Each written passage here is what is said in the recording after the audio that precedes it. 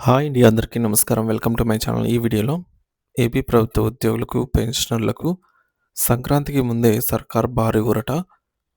పూర్తి వివరాలు వీడియోలో తెలుసుకుందాం. వీడియో అయితే ఎక్కడే గానీ స్కిప్ చేయకుండా ఎండ్ వరకు చూసేయండి. అప్పుడే ఇన్ఫర్మేషన్ పూర్తిగా అర్థమవుతుంది. అలాగే వీడియో చూస్తున్న ప్రతి ఒక్కరు వీడియోకి లైక్ చేయండి ఫ్రెండ్స్. ఈ వీడియోని తోటి ఉద్యోగ, పెన్షనర్ మిత్రులతో అయితే షేర్ చేయండి. కొత్తగా మన ఛానల్ చూస్తున్న వారు ఇంకా ఎవరైనా సబ్స్క్రైబ్ చేసుకోకుంటే వెంటనే మన ఛానల్‌ని సబ్స్క్రైబ్ చేసుకోండి. సో, దీని ద్వారా నేను చేసే లేటెస్ట్ వీడియోస్ అన్నీ మీ వరకు రీచ్ అవుతాయి. ఇక ఆలస్యం చేయకుండా వివరాల్లోకైతే వెళ్ళిపోదాము. ఫ్రెండ్స్, ఇక విషయానికి వచ్చినట్లయితే ఆంధ్రప్రదేశ్ ప్రభుత్వ ఉద్యోగులకు కొత్త ఏడాది 2026 ప్రారంభంలో ప్రభుత్వం ఒక తీపి కబురు అందించింది. గత కొంతకాలంగా ఉద్యోగుల ఆరోగ్య పథకాన్ని ఈహెచ్ఎస్ ప్రభుత్వం తీసుకురాబోతున్నటువంటి యూనివర్సల్ హెల్త్ స్కీమ్‌లో విలీనం చేస్తారనే ప్రచారం జోరు సాగింది. మరి దీనివల్ల తమకు ప్రస్తుతం అందుతున్న ప్రత్యేక వైద్య సదుపాయాలు తగ్గిపోతాయేమోనని సామాన్యుల పథకంతో కలిపి తమ ప్రాధాన్యతను తగ్గిస్తారేమోనని ఉద్యోగ వర్గాల్లో తీవ్ర ఆందోళన అయితే నెలకొంది. అయితే ఈ గందరగోళానికి తెరదించుతూ ఎన్టీఆర్ వైద్య సేవ ట్రస్ట్ సీఈఓ దినేష్ కుమార్ గారు నిన్న ఉద్యోగ సంఘాల నేతలతో ప్రత్యేకంగా భేటీ అయ్యారు. ఈ సమావేశంలో ఉద్యోగుల ఆరోగ్య భద్రతకు సంబంధించి పలు కీలక నిర్ణయాలను వెల్లడించారు. ఈ భేటీలో సీఈఓ దినేష్ కుమార్ గారు ఉద్యోగులకు ఒక పెద్ద భరోసా ఇచ్చారు. ఈహెచ్ఎస్ పథకాన్ని యూనివర్సల్ హెల్త్ స్కీమ్‌లో విలీనం చేసే ప్రతిపాదనను ప్రభుత్వం ఉపసంహరించుకుందని, దీనిని ఒక స్వతంత్రమైనటువంటి మరియు ప్రత్యేకమైన పథకంగానే కొనసాగిస్తామని స్పష్టం చేశారు. ఉద్యోగ సంఘాల నుండి వచ్చిన ముందస్తు వ్యతిరేకత మరియు ఆందోళనను ప్రభుత్వం సానుకూలంగా పరిగణలోకి తీసుకుంది. సాధారణంగా యూనివర్సల్ హెల్త్ స్కీమ్ అనేది సామాన్య ప్రజలందరికీ వర్తించే ప్రాథమిక వైద్యం కోసం ఉద్దేశించినది. కానీ ఈహెచ్ఎస్ అనేది ఉద్యోగుల జీతాల నుండి కొంత వాటాను మినహాయించి వారికి కార్పొరేట్ హాస్పిటల్స్‌లో మెరుగైన వైద్యం అందించేందుకు రూపొందించబడింది.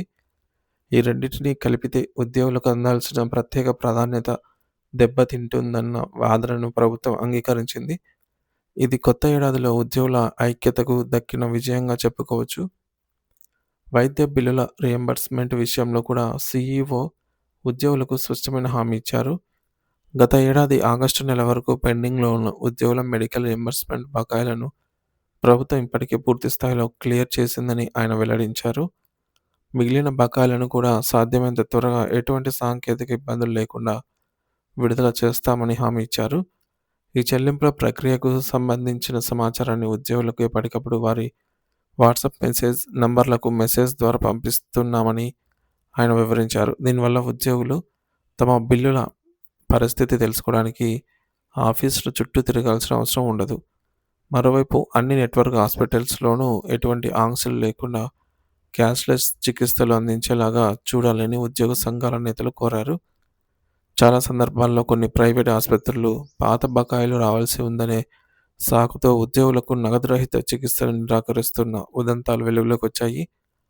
దీనిపై స్పందించిన సీఈఓ ఇప్పటికే రాష్ట్ర వ్యాప్తంగా క్యాష్‌లెస్ సేవలు అమలవుతున్నాయని, ఎక్కడైనా ఇబ్బందులు ఎదురైతే వాటిని తక్షణమే పరిష్కరిస్తామని హామీ ఇచ్చారు.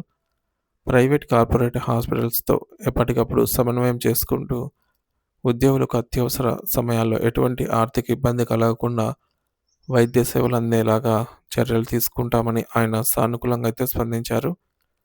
మరి మొత్తానికి కొత్త ఏడాదిలో ఆరోగ్య భద్రతపై ప్రభుత్వం ఇచ్చిన ఈ స్పష్టత ఉద్యోగుల్లో, వారి కుటుంబ సభ్యుల్లో కొత్త ఉత్సాహాన్ని నింపింది. బకాయిలు విడుదల కావడం, వెళ్ళిన ప్రతిపాదన పక్కన పెట్టి ఆహ్, ప ఇటువంటి నిర్ణయాలు ఉద్యోగులకు అటుగా ఆర్థికంగా, ఇటు మానసికంగా స్థైర్యాన్ని తెస్తున్నాయి. ప్రభుత్వం ఇదే చిత్తశుద్ధితో భవిష్యత్తులో కూడా ఉద్యోగుల సంక్షేమం కోసం పనిచేస్తుందని అందరూ ఆశిస్తూ ఉన్నారు.